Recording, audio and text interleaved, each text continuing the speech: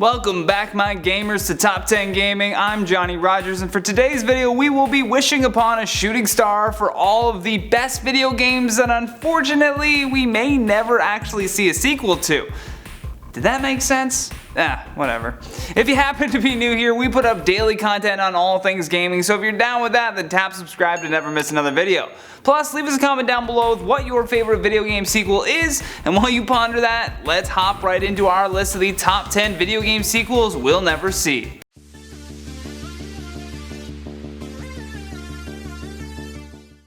In at number 10, The Thing 2. This sequel we'll never see was planned to be a third-person survival horror game and the follow-up to their 2002 release. It was being developed by Computer Artworks the following year after the first game had been released but was ultimately cancelled. It was cancelled due to the company entering into a receivership, which means that another company was placed under the responsibility of the previous company's work, which implies that Computer Artworks may have been experiencing some financial obligations. The frustrating part about this was that pre-production concept art had already begun, and man did the monsters for this game look amazing. The game would have followed the plight of protagonists Blake and Mac Reddy as they fought their way out of a small snowy refinery town. Oh, what could have been. In at number 9, Legacy of Kain, Dead Son. This cancelled action-adventure video game developed by Climax Studios was supposed to be the 6th entry in the Legacy of Kain series. It had entered into production but was cancelled in 2012 after their team had already worked on the project for 3 years. It was a story-based game inspired by the previous title Legacy of Kain Soul Reaver.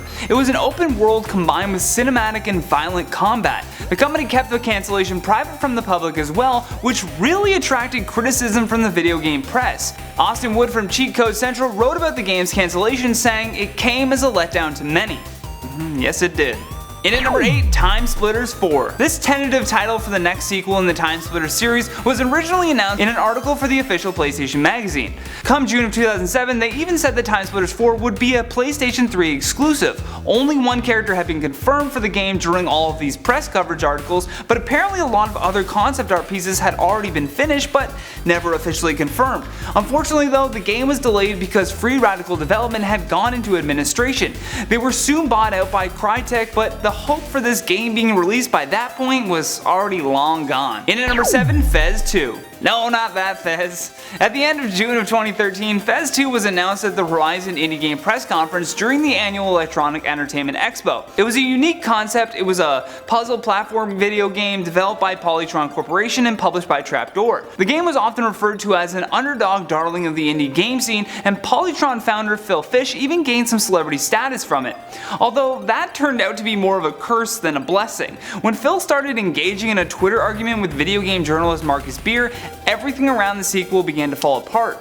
Phil certainly got the final word in the argument though, tweeting out, "I'm done, Fez 2 is cancelled, goodbye." Now imagine being this guy's employee and finding out via a Twitter argument that the project you've been working on is just cancelled. You'd be so mad. In at number 6, Halo Chronicles. This one was a big heartbreak for fans of the Halo series, and myself actually, but thankfully they were able to at least redirect their efforts into creating ODST. In 2006, Microsoft had announced an episodic game developed by the great Peter Jackson and his company Wingnut Interactive. After dubbing it Halo Chronicles, they confirmed the development in 2007. It was a unique way to create this interactive storytelling within the Halo universe, and something that fans kind of really wanted at that point. However, during an interview with gaming blog Joystick in 2009, Jackson told them that the project was no longer in development. And now not too much was said about the exact reasoning for cancelling this project, but Peter Jackson's manager said that it was due to budget cuts tied to job layoffs. And at number 5, Battlefront III. It's always a huge letdown when a game gets cancelled due to fights over who owns the rights, but what's even more frustrating is when the owner of said rights just kills the project altogether. In September of 2006, word got around that the company Free Radical Design was developing the third installment of the Star Wars Battlefront franchise. In June of 2008, we got some more information that the creation process had actually begun. However, in that same month, Free Radical Design announced that they had just lost the rights to develop that game. The game at that point was pretty much done, and several years later we would find out that it wasn't just losing the rights that cancelled the sequel. Apparently the project was canned because LucasArts didn't want to commit to spending big money on marketing. Oh god, no! In at at number 4, Gotham by Gaslight. This video game was meant to be based on the original DC one-shot that was an alternate reality story about the antics that Batman would get up to, except in more of a gothic fashion. It was a unique concept that could stand alone from their Arkham series, and one that had comic book roots. Primed to be developed by Day One Studios, it all came to an end when THQ had failed to secure the rights to the property, thus cancelling the game. At this point, they had already created some great concept illustrations showing this sort of steampunk feel and placing Batman in a Victorian England setting. To tease us even more, they also even released test footage for the game. Overall, the reception was positive to all of this, but the fans really appreciated what they were trying to go for in creating this game. It's really unfortunate too that ownership rights have so much power though when it comes down to just delivering a great game to the fans. And at number 3, Sleeping Dogs 2. The first Sleeping Dogs game was a smash hit and perhaps one of the most underrated open world games out there. It was developed by a Canadian-based company called United Front Games and was perhaps one of their biggest titles in the company's 9-year history. The sequel was in development as well, not just in development, but they had put together a full pitch for the game that included everything from how they wanted the co-op design right down to every reward and incentive that the game would have. Apparently, the first game took several years of just hellish work just to ship it, and a lot of the team that worked on that game just couldn't bear the thought of having to go through all of that all over again.